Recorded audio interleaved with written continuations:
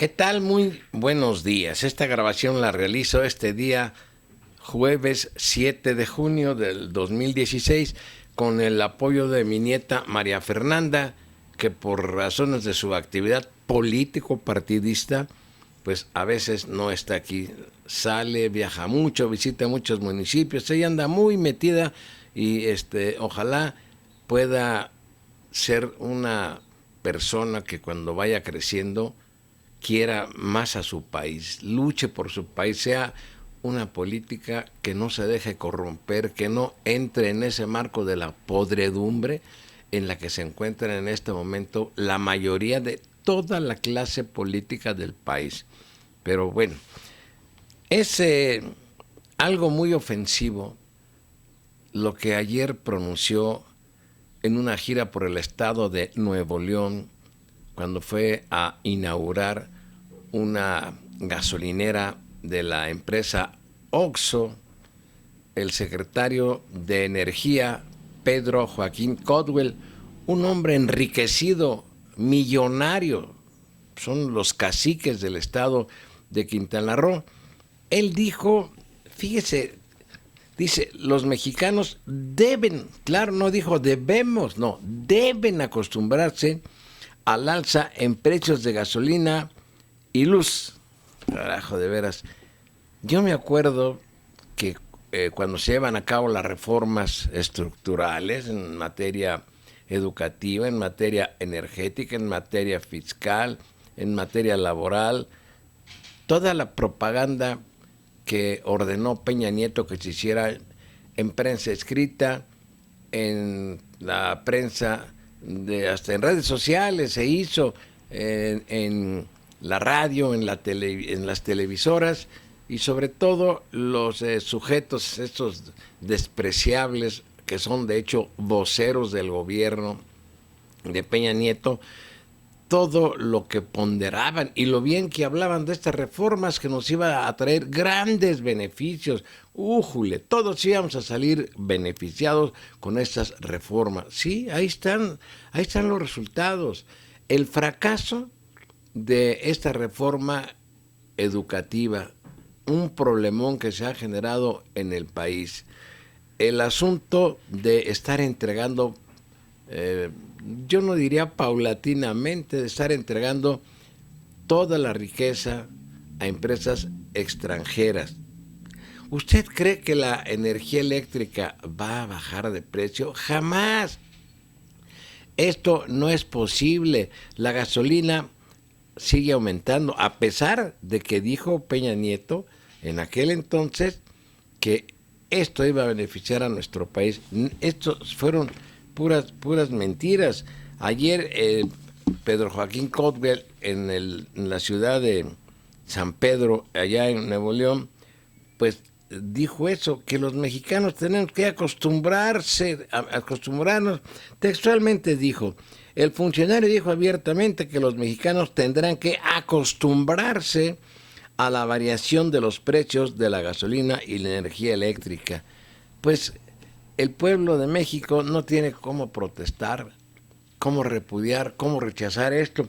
Y todas estas alzas, además de otros factores de carácter impositivo, pues carajo, parece una venganza de Peña Nieto en contra del pueblo de México, que yo creo que él debe saber que lo repudiamos, nos asqueamos de ver su figura, de ver sus arbitrariedades, las matazones que se han llevado a cabo, la última en Oaxaca, en Nochixtlán, donde elementos de la Policía Federal masacraron no sé cuántas personas, se habla de 8, de 9, que van a ser ayudadas. Sí, pero ¿y los que dispararon dónde están?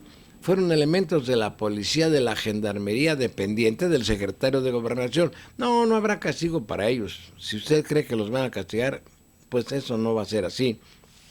Y hablando de castigos y de sanciones, tanto el gobernador del estado de Veracruz, de apellido Duarte, el otro Duarte de Chihuahua y Borge del estado de Quintana Roo están haciendo todo lo que está a su alcance, puras trapacerías, yo le llamo marranadas porque no hay otro calificativo, por no decir una palabra muy altisonante frente a este micrófono, para protegerse cuando entreguen el poder.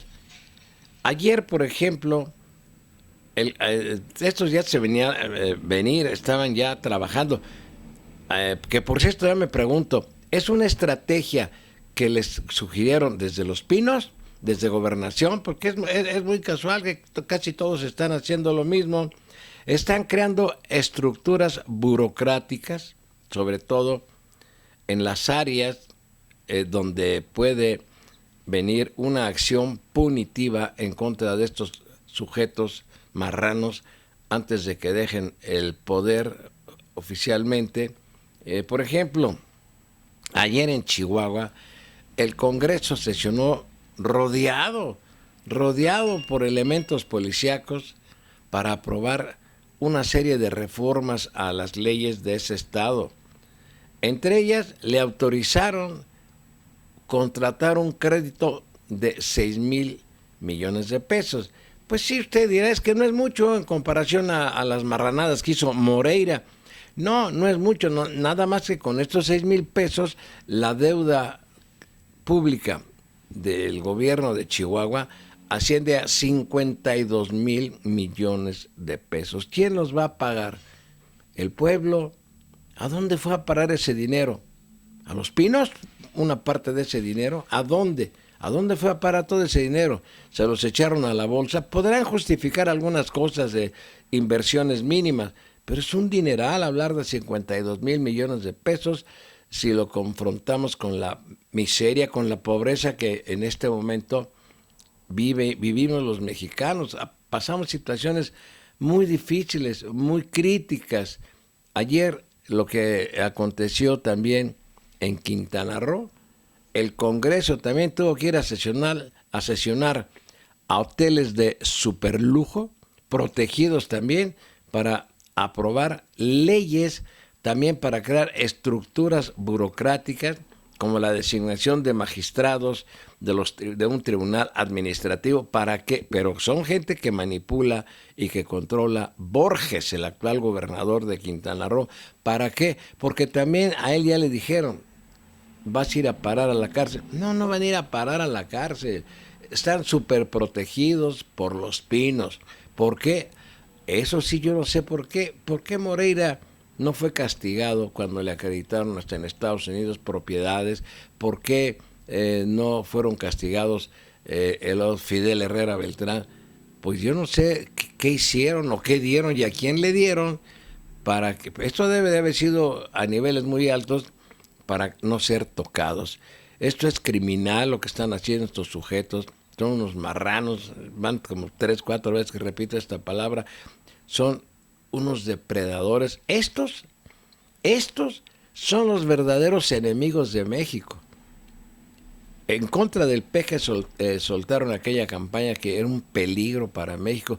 Pues estos, sin decirlo, son los verdaderos peligros para México. Dejan hundido al país, lo dejan en una situación terrible, difícilmente de poderse levantar toda la riqueza del país, la riqueza minera, energética, todo, entregándosela a empresas extranjeras, todo, haciendo modificaciones de fondo en la Constitución y en leyes secundarias ordenadas por el imperialismo. Me parece, hablando así de otro tema también, Peña Nieto dice que no puede haber reformas a la ley educativa porque no está en su ámbito. Pues si no soy pendejo, señor Peña Nieto, ¿de dónde vinieron todas estas reformas? De allá. Banco Mundial, Fondo Monetario Internacional, de la OCDE, del Banco Interamericano de Desarrollo, del gobierno de los Estados Unidos, porque el Banco Mundial lo controla el gobierno de Estados Unidos. ¿De dónde vinieron esas reformas estructurales? Pues de una imposición que le hicieron a usted, de un compromiso que usted adquirió con ellos, de consolidarlas a través de la legislación constitucional de nuestro país. Entonces no me salga usted con que no está en su ámbito reformar, derogar o abrogar la ley educativa en este caso. que eso está en otro ámbito. ¿En cuál ámbito? Si de allá se le imponen a usted, usted crea perversamente o aprueba la creación del Pacto por México, el Pacto por México le impone al Congreso estas modificaciones y no las imponen a los mexicanos. Y ahí están los problemas, ahí están las consecuencias que estamos pagando todos los mexicanos. Por eso perdió usted las elecciones recientes, formalmente el PRI, aunque pues los que ganaron son peor de pillos y son expriistas con camisetas del PAN. Salvo el de Chihuahua, Javier Corral, al que yo considero un hombre más transparente, más honesto. Así es que algo que quiero agregar, si usted no lo sabe, resulta que este señor, el Nuño, el secretario de Educación, se ha negado a dialogar, a recibir a los representantes de la Coordinadora Nacional de Trabajadores de la Educación, pero para darles un revés, como para escupirles en la cara, acepta dialogar sobre algunas situaciones. No habla, desde luego, de derogar o abrogar la ley en materia educativa, no. Seguramente algunas situaciones que se van a dar, pero con el Sindicato Nacional de Trabajadores de la Educación. O sea, me refiero al grupo oficialista, este señor de apellido de la Torre, que fue durante muchos años, yo creo que lo sigue siendo, la mano derecha de la señora Elba Ester Gordillo, que ahora es el presidente de ese Sindicato Oficialista Nacional de Trabajadores de la Educación. Con eso sí vamos a dialogar, porque tú te portas bien, tú estás sometido, eres un agachón, tú me sirves, tú manejas mis intereses. No, contigo el gobierno sí. Esto es un escupitajo a la cara de la Coordinadora Nacional de Trabajadores de la Educación. El problema no lo plantea el Sindicato Nacional de Trabajadores, lo está planteando la coordinadora.